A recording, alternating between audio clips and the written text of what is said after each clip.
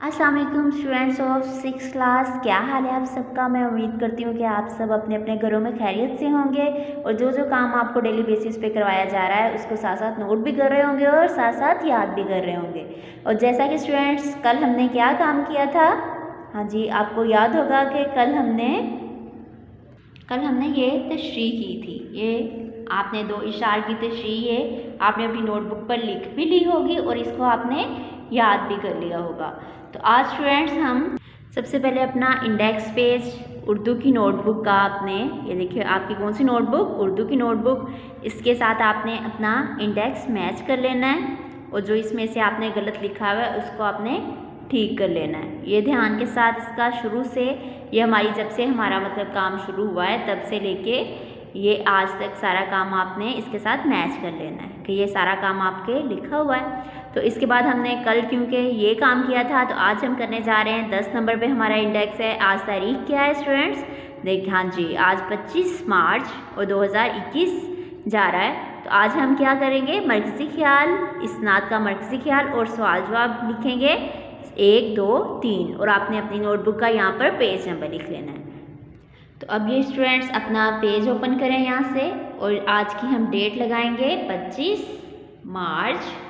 ये देखें 25 मार्च है ना, आज 2021 सफ़े के दरमियान में लिखेंगे जमात का काम और यहाँ पर आज का दिन क्या है, आज जुमेरात। और आज इस लेसन का हमारा कौन सा दिन है, तीसरा दिन है।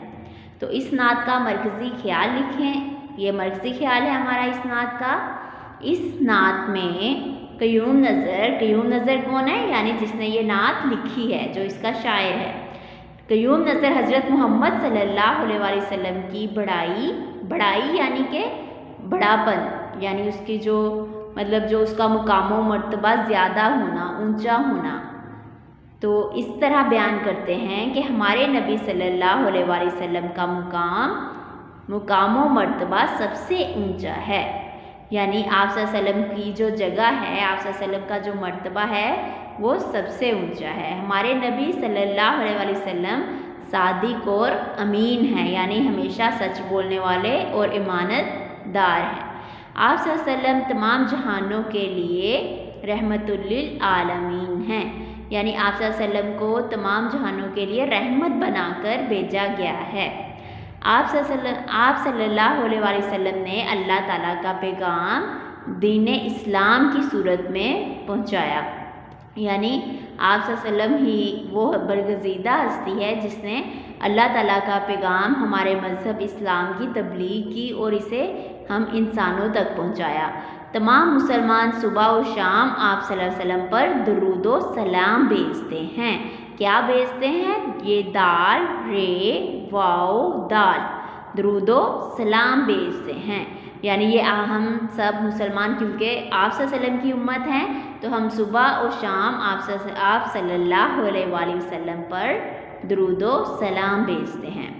तो इसके बाद हमारे हैं सवालात के जवाबात लिखें। पहला सवाल है हमारा, नात किसे कहते हैं।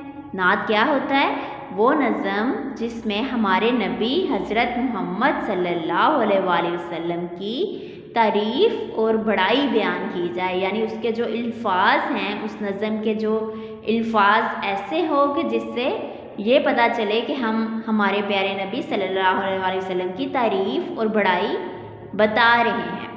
कोई ऐसे अल्फाज ना हो कि जिसमें हम उनके अलावा किसी और की तारीफ़ कर रहे हों, वो नात नहीं कहलाती। तो इसलिए ये नात कहलाती है जिसमें आप सल्लल्लाहु अलैहि वसल्लम की तारीफ़ और बड़ाई बयान की जाए।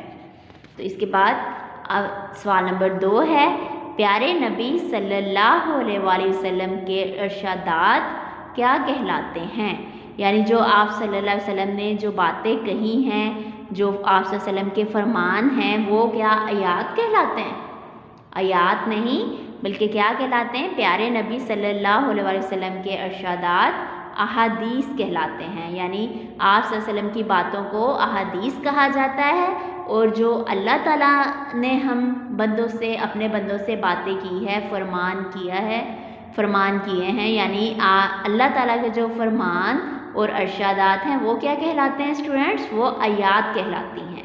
लेकिन प्यारे नबी सल्लल्लाहु अलैहि वसल्लम के इरशादात अहादीस कहलाते हैं।